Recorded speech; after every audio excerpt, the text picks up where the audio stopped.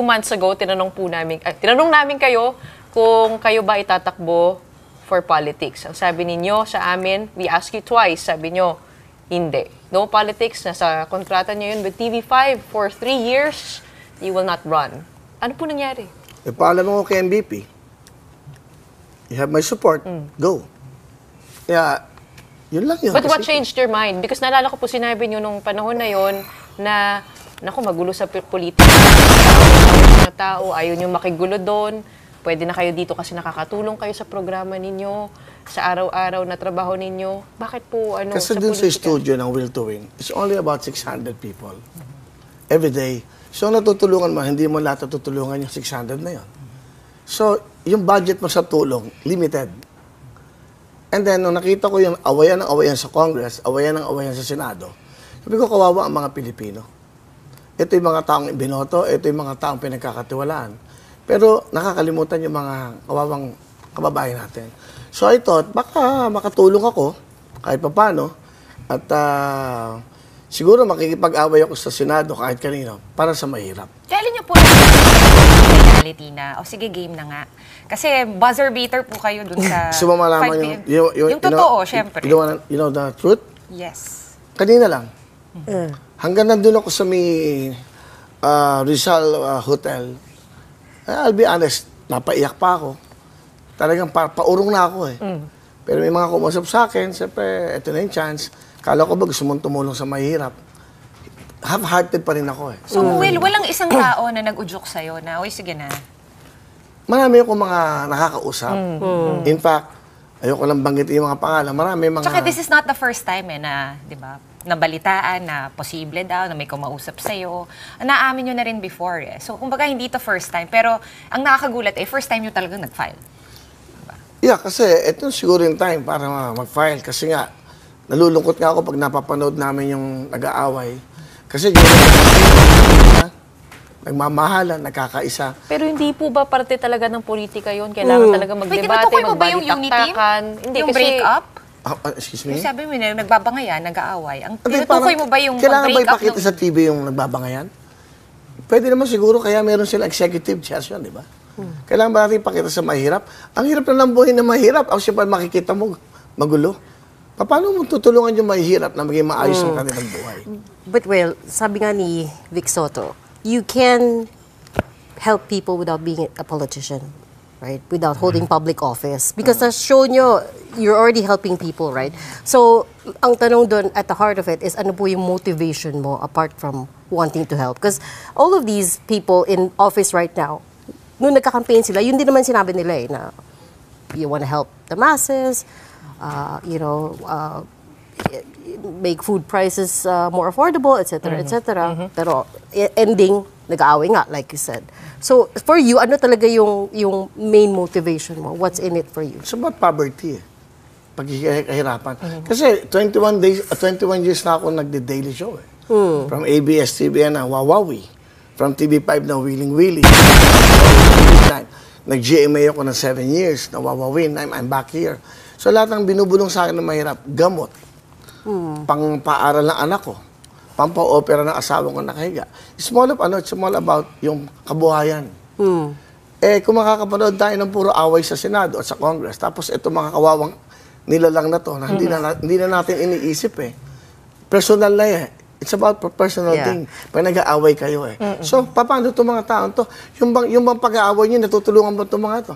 Ilang presidente na dumaan? Ilang senador na dumaan? Ilang congressman at congresswoman na dumaan? Na bago ba ang buhay na mahirap? Do you realize though that mas makakatulong ka as a private citizen? Because once you're in Senate or Congress, voting system yan eh. Yes. Sometimes you may want to push forward certain bills, certain laws, pero mahirap kasi... Mas malaki ang pera mo sa gobyerno.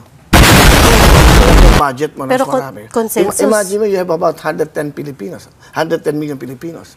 Ang natutulungan ko lang everyday, about 600. Hindi pa lahat. You know, dito mas malawak, Luzon, Visayas, Mindanao. Sabihin, pag nabigyan ka ng chance, anong bill ang gusto mong gawin? Yung bill na yan, yung dapat, kamukha yung gusto ko yung sa senior citizen bill, no? 20%. Gusto ko mag-add, if ever na mabibigyan ng chance, gusto ko mag-add another 10%. Sa samahan ng bilihin, Every year, tumataas ang bayad ng gamot. And then, yung mga pag-aaral ng bata. Ang purpose ko dito, makatulong, makabigay ng magandang buhay sa mga Pilipino. Yung 30% na nabanggit nyo, saan nyo nakuha yung figure na yun? Kasi you have Na-compute 20% now. So, pwede ko mong dagdagan. Pero hindi po Sabihin. ba mahihirapan naman yung nagnenegosyo? Kasi baka hindi nila magko-complain kayanin. sa'yo yung mga negosyante mong kaibigan na... Yung negosyante kumikita, yung mahirap walang kita. Dapat din mo na, kung kumikita ka ng piso, ito wala. Nangungutang to na nangungutang. Pero marami rin po yung maliliit lang na negosyo na kumbaga yung kinikita nila sapat lang sa pang-araw-araw. And then, hindi naman lahat yata eh. Ako more of the medicines eh. Sa gamot eh. Yung naiisip ko. Kasi lahat ng mga lumalapit siya, puro gamot, opera. It's more of the head. Kasi Kuya Will, eto curious talaga ako. Gusto ko malaman yung pananaw ni Willie Revillame sa lagay na current state ng Philippine politics. Sa tingin niyo sa inyong assessment, nasa na tayo, no? Ang politika dito sa Pilipinas in general. I think sa dami na ng mga nagtanong sa'yo, yung wala pa akong naririnig na, ano yung assessment mo? Like, where do you think the Philippines is going? walang unity eh. Kanya-kanya eh. Personal lang interest. If you're a good server, public servant, dapat hindi yung pang-personal lang ang gusto mo. Talagang, how many % ang mahihirap sa Pilipinas? It's about 97%, 94%. Diba? Ako, mahirap na lang. Baka marami sa akin magalit na nakaposisyon. Ako, I'm paying my taxes very well. Legally. Kung ano man ang billing ko, hindi ako nagnanakaw ng 5. It's all legal. Because isang microphone na lang hawak ko eh. Doon ako binabayaran. Hindi ako involved sa ano man. Hindi ako kumukuha ng bilyon o ano. Pero, hindi ba, kasi pag nakaupo ka na, may pera kang ganun eh. So, saan tayo pupunta? Sa mga leaders natin yan eh. Paano mo i-develop yung bansa mo kung poverty is the problem? Anong future ng mga bata? Yung mga nangangarap na gusto nila? Hindi mo matutulungan paano kinabukasan nila? Anong pangarap nila? Yung mga senior natin ang namamatay dahil walang pambiling gamot. Di ba? Opinion ko yun. So yun ba ang plataforma na iyong tatakbuhan? Yun ang mga gusto ng nabanggit puso niyo? ko. So education, health, pati sa senior citizens. Aanuin mo ang buhay mo kung may sakit ka. Aanuin mo ang magandang mong, di ba? Lahat ng ito, kung ikaw weak, wala ka. Paano ka magkakaroon ng magandang buhay? Paano po ba natin susolusyonan yun? Kasi lahat po tayo, medyo aware naman tayo sa problema, pero yung solusyon, yun ang mahirap na parte. I mean, meron na ba kayong mga panukalang naisip? Wala pa kasi hindi pa ako nananalo. Pag nanalo ako, doon ko naisipin lahat yan. for- Ang iniisip ko muna, One paano step ako at a time. manalo. One step at a Hindi time. ako, wag mo muna akong tanongin ng mga ganon. Naku, Kuya Will, may For mga iba example- magsasabi na dapat ganun yung For proseso. example, Dapat no, isipin mo na for muna. example, kasi- wala akong ano ano sabihin.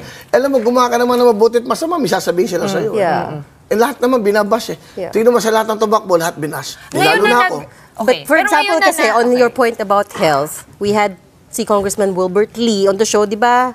Ang sinasabi niya, his advocacy is to increase membership coverage ng PhilHealth. Pero hindi niya magawa-gawa because yun nga, you're up against a huge House of Representatives, right? Kailangan May politika rin sa loob. Maraming politika And sa they have to loob. talk straight to the president.